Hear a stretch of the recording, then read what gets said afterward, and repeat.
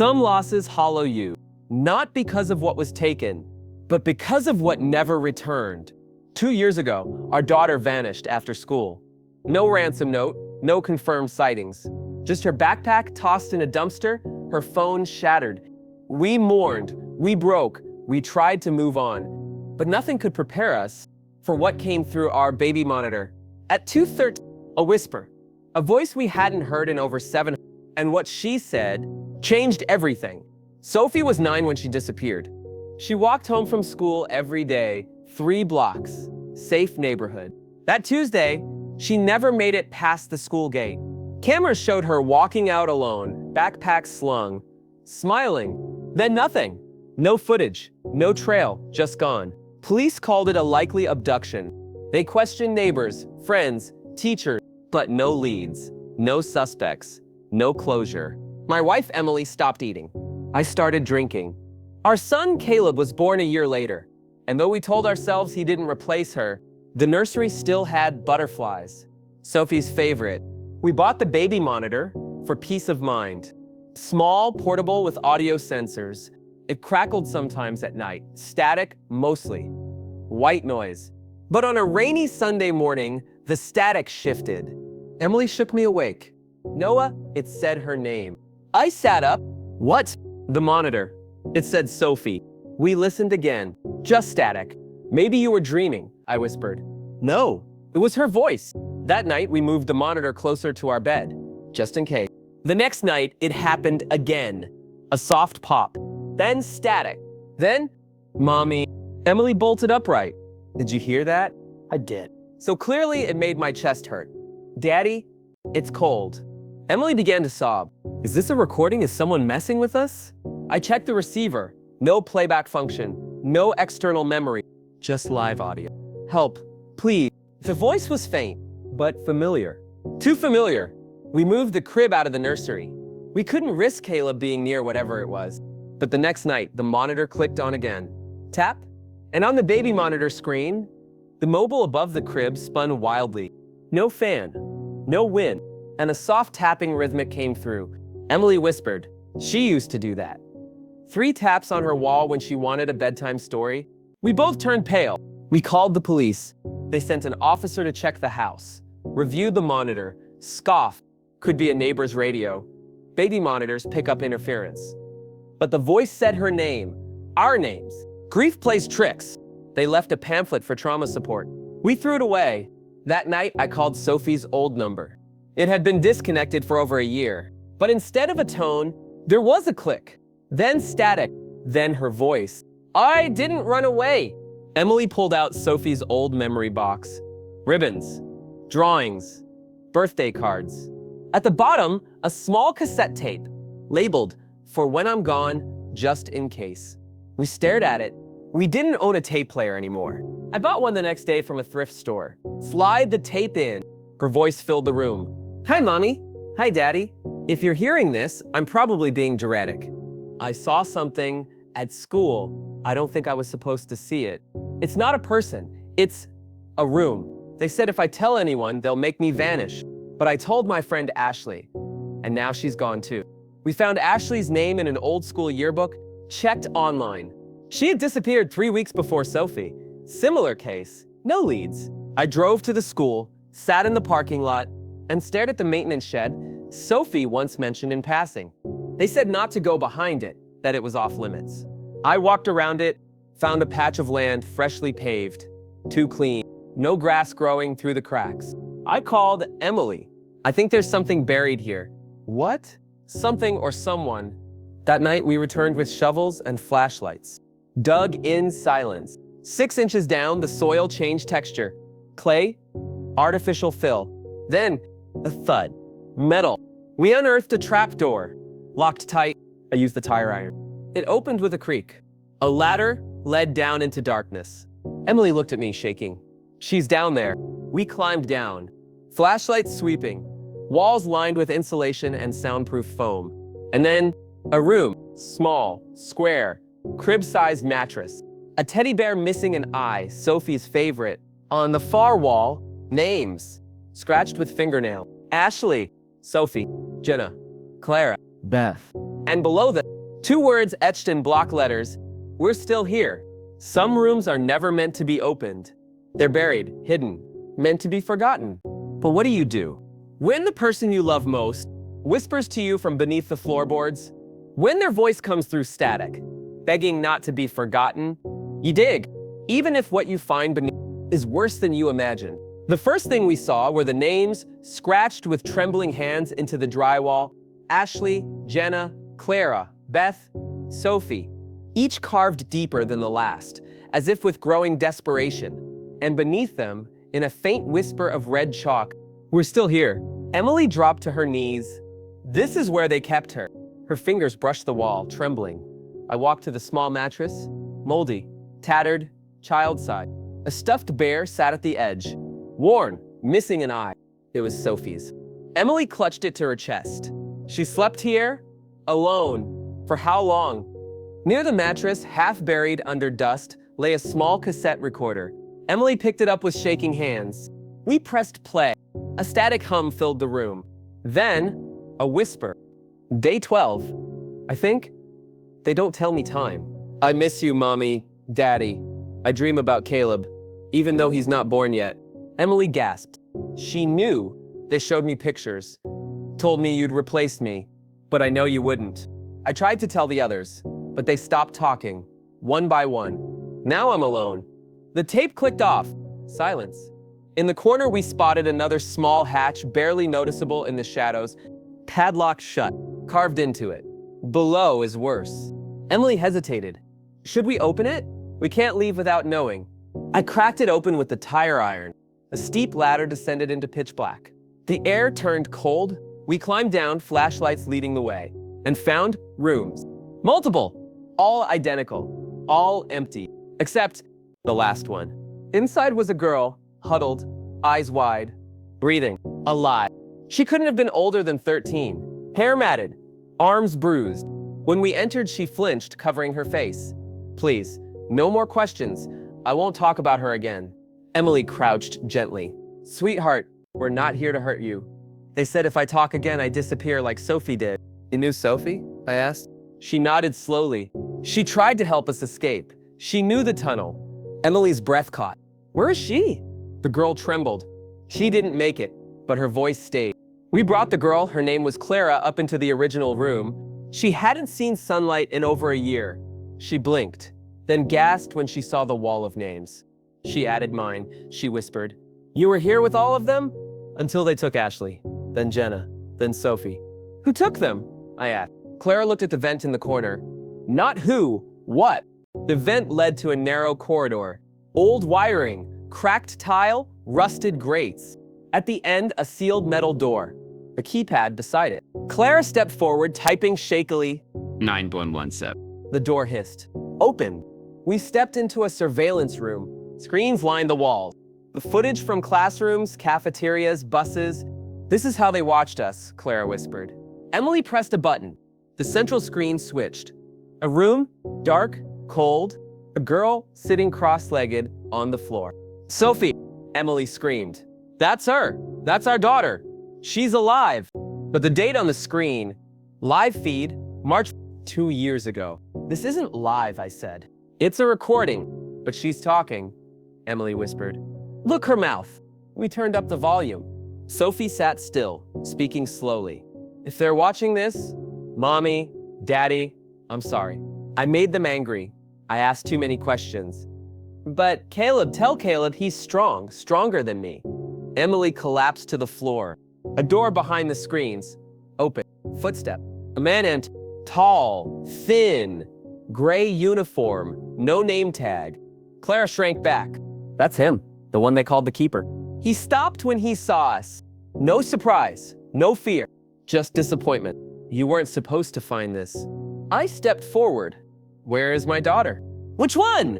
Emily screamed. Sophie, where is she? He tilted his head.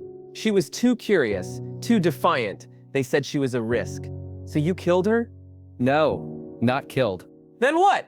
He smiled, reassigned. He stepped aside, revealed a file on the table. We opened it. Inside, a profile sheet. Photo. Sophie. Haircut short, eyes dull. Name, subject, Status. Memory erased. Language reset. New designation. Clara. We turned. Clara stood, trembling. What does that mean? And then Emily dropped the page. She backed away. Clara stared at us with wide, fearful eyes. Why are you looking at me like that? Because Clara wasn't just another victim. She was Sophie. She had been rewritten. Some wounds don't bleed. They hide beneath the surface, wrapped in new names, new faces, new memories. We searched for Sophie for 2 years, only to realize she had been with us for hours, calling herself Clara, afraid of the truth buried too deep to find. But now we knew, and the moment she saw it in our eyes, she knew too. Clara's body trembled. Why are you looking at me like that? Emily stepped forward, eyes filled with tears. Sweetheart, it's okay. You're safe now. Safe from what? You're Sophie. You're our daughter. No, I'm Clara. They made you think that. They erased everything, but it's not gone. It's still in there. She backed away. This isn't funny. It's not a joke. We've been looking for you for 2 years. I stepped closer. You used to tap 3 times on your wall when you wanted a bedtime story. Her breath caught. She looked down at her trembling hand, then whispered, Why do I remember that? The keeper stood silently in the doorway. You should leave now, before they realize the breach. We're not leaving without her, I snapped. He sighed. She's not who you think anymore. You don't just erase memories, you replace them. So, what did you replace them with? A new family, new trauma, one we controlled. She remembers hunger, fear, neglect. Enough to probe her identity and make her grateful for protection. Emily gasped. You programmed her. We shaped her into something manageable. She's not an object. No, he replied. She's a prototype. We forced the keeper to open the database. Inside, we found a folder labeled Project or White, Phase 2. Subject, Original ID Sophie Ann Hartman. Current alias Clara Easton. The notes were chilling. Subject responded aggressively to memory suppression. Triggered recall when exposed to specific colors, lavender, sky blue. Night terrors increased after contact with other subjects. Solution, isolate. Reassign name, replace emotional anchor points. Photos accompanied the logs. Sophie strapped to a chair, eyes red from crying, mouth gagged. I nearly vomited. Emily turned to Clara. They made you forget us, baby. But you are Sophie. Clara clutched her head. Stop saying that. I don't want to be her. Why? Because she disappeared. She was scared. I don't want to remember being scared. She collapsed, sobbing, shaking. Emily wrapped her in her arms. I know, sweetheart, I know. I sat beside them. But you're home now, and we'll help you find the pieces, one by one. Even if I don't want to, especially then. The keeper said one more thing before we locked him in the surveillance room. They'll come for her. She's marked as unstable, and if her memories return fully, they'll consider her a contamination risk. Who's they? I asked. The same people funding the rewrite program, a group called Vera Institute. You've only found the edge of it. We tied him up, smashed the computers. Clara stood near the exit, hugging the bear we'd found in the underground room. If I'm really her, can I see my room again? Emily wiped her tears. Yes, baby. We're going home. We didn't go to the police. We didn't go to the hospital. We just drove quietly, carefully. We got home at 3. The house was dark. Caleb asleep in his crib. The baby monitor sat on the dresser, still, silent. Emily walked Clara into Sophie's old room. Nothing had changed. Lavender walls, painted clouds, the bookshelf, the drawings, the pirate lullaby still framed on the wall. Clara stopped in the doorway. Her hands trembled. Then, softly, she sang, Aye, aye, Captain Growls, no storm can take me down. Emily broke into sobs. She remembers. The next morning, Clara wandered into the room with a folded piece of paper. I found this under my mattress. It was old, faded, her handwriting. If I ever forget who I am, remember this. Captain Growls is my favorite, and Mommy sins loudest when she's scared. She looked up at us. That was me. Yes, Emily said, crying. I think I'm starting to remember how much I loved you. And we never stopped loving you, I said. She climbed into Emily's lap. What happens now? That night, we slept together in the living room. Sophie in Emily's arms. Me on the couch with Caleb. And at 2, the baby monitor clicked on again. We stared at it, breath caught. But this time, it wasn't Sophie's voice. It was a man's. Cold. Mechanical. Subject S09 has breached containment. Proceed with retrieval at dawn. We stared at each other, horrified. The screen flickered. Then a new message. Retrieval agents in transit. They found us. Not through footprints or phone calls, but through a whisper we didn't hear. A signal sent through the baby monitor, and just like that, the little piece of normal we had found was gone again. Because when you rescue someone from a system designed to erase them, that system doesn't just let go. It retrieves. It was 2:13 a.m. when the baby monitor crackled. The voice was flat, male, unfamiliar. Subject S09 has breached containment. Proceed with retrieval at dawn. Emily and I stared at each other. Sophie, still clutching Captain Growls, stirred on the couch. We didn't wake her. Not yet. Instead, we moved quickly, pulled down go bags. We hadn't touched since the day Sophie disappeared. We have 4 hours, I said. What do they mean by retrieval? Emily whispered. Whatever it means, it's not safe. We leave now. I unfolded the paper Julian had slipped me weeks ago. An escape plan in case the system pushes back. Marked in red ink, safe house, Larkspur Ridge. Coordinates tucked in the corner. It's isolated, 40 miles north. Can we trust Julian? Emily asked. He gave us back our daughter. We woke Sophie gently. She blinked sleepily, confused. Are we going somewhere? A small trip, Emily said, smiling. Just the three of us. Sophie looked down. What if I forget again? I knelt beside her. Then we'll remember for you. We drove in silence. The world still asleep. The city lights faded behind us as fog wrapped around the hills. Sophie leaned her head against Emily's shoulder. Captain Growls tucked beneath her arm. Emily hummed softly. The same pirate lullaby. Sophie hummed back, tentative, but real. You never stop singing it, she whispered. Emily kissed her forehead. Never. 20 miles in, the GPS screen blinked, then turned black. A voice spoke through the car speakers.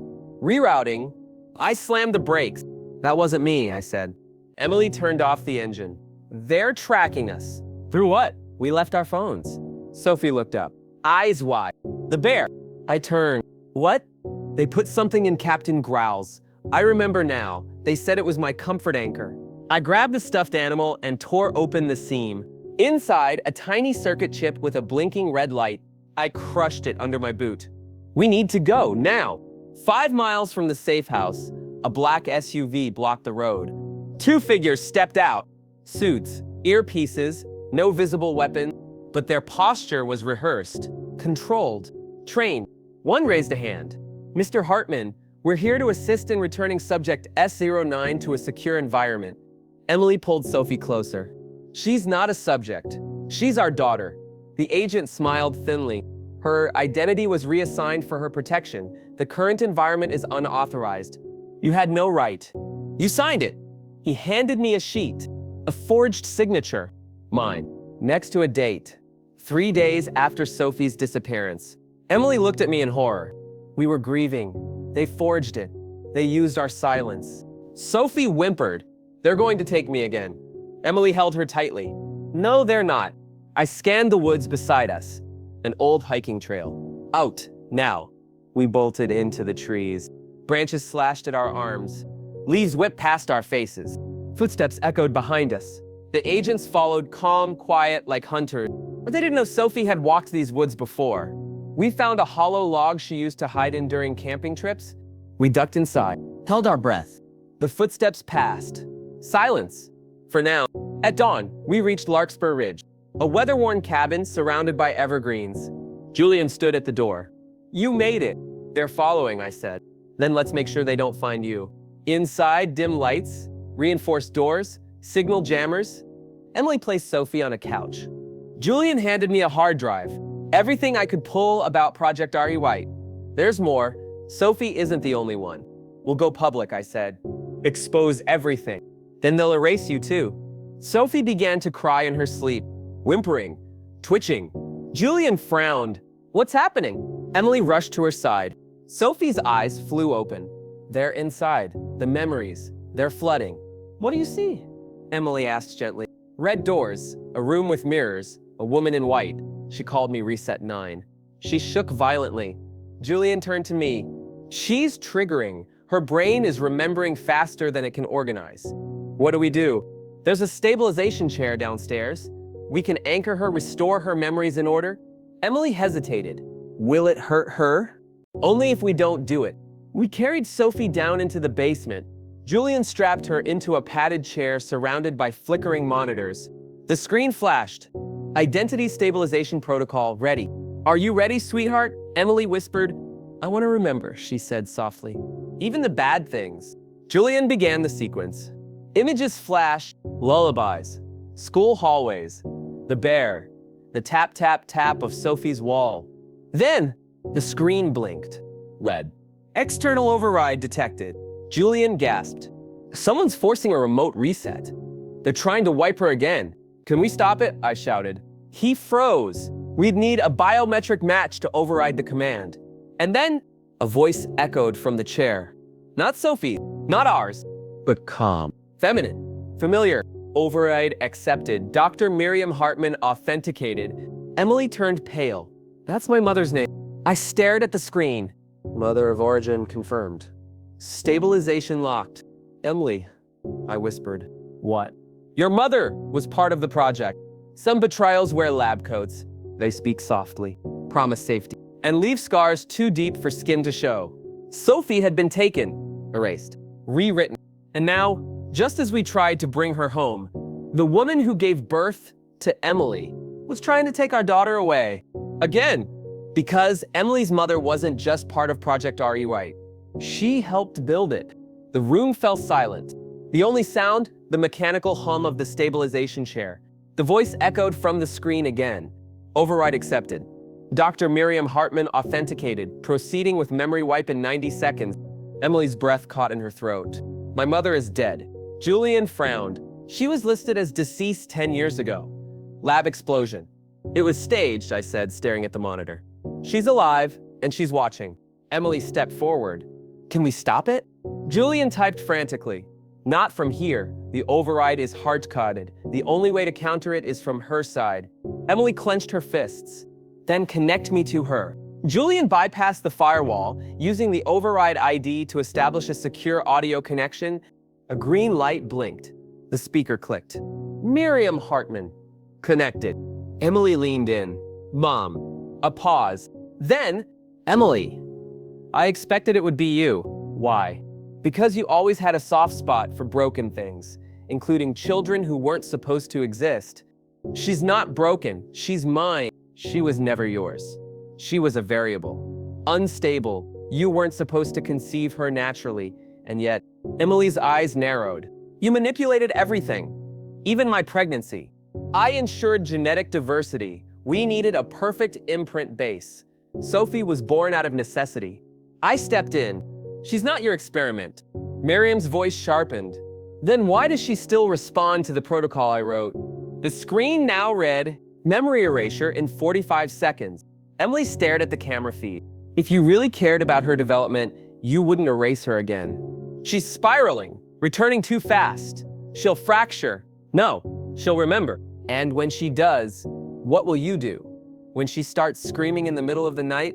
When she asks why you didn't stop me sooner? Emily stepped closer to the microphone. I'll hold her. Every time. You'll break. Maybe, but I'll break with her. Not for you. The screen blinked. Memory erasure in 20 seconds. Julian shouted. If she has system-level access, she can authorize a full shutdown, but only if she types the phrase, reclaim protocol. It's a self-destruct built into every project file as a last resort. Emily spoke into the mic. Then do it, Mom. End it. If there's even one part of you that remembers what it felt like to be a mother, prove it. Silence. 10 seconds. 7. Then, system override accepted, reclaim protocol activated. The screen flashed white. The countdown stopped. The monitor went dark. Sophie opened her eyes. Sophie blinked slowly, looked at Emily, then at me. Mom? Emily knelt, sobbing. Yes, baby. You didn't leave me. Never. Sophie looked down at her arms. I remember everything. I stepped forward. You're safe now. She paused. Not all the kids got out. Emily held her tightly. Then we make sure they do.